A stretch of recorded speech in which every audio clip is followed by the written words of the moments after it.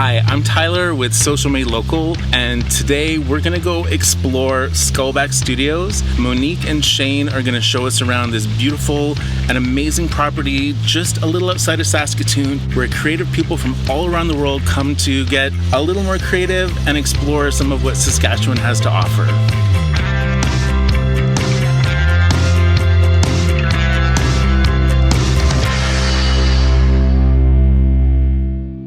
The reason it was called Skullback is this idea of being in, big city or one of those centers where it's like just filled with kind of stress and all that stuff in your head and the competition. And here it's a place to kind of clear your head, because it was like, hey, it's a place to get your skull back. The space between people and other centers is like this, and so the ideas are clustered like that, where here it's expansive. It's just continuously building on what is possible, because there is no end to our skies, there's no end to our land.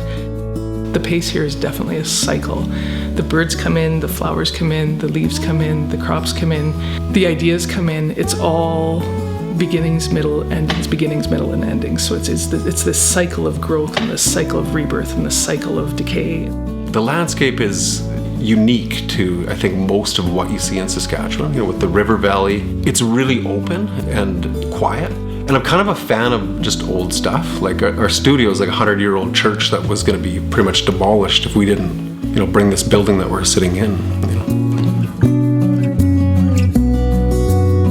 One of the residencies that you stay in, the actual physical place, is an old farmhouse. Just that alone, being in a place where you can't get cell phone service or Wi-Fi, and you're heating a cabin with firewood, it just sort of forces you to step back a little bit and really get into your work. It's hard to find a place where you can be, I guess, real.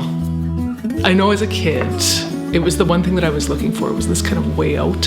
And coming back and deciding to settle in Saskatchewan, I'm looking for a way in so that our future generations don't have to leave. We've got people coming in from outside they're bringing their ways of being into our province, and it's shifting the dynamic and shifting kind of the face of what we're after here. We're on par with what the rest of the world is doing, but we do it our own way. You asked me how art could change the world. How does beauty change the world? That's the role of the artist, and that's the role of anybody in a field of innovation or creativity. Our job is to bring beauty to the world, or to expose the beauty that exists within.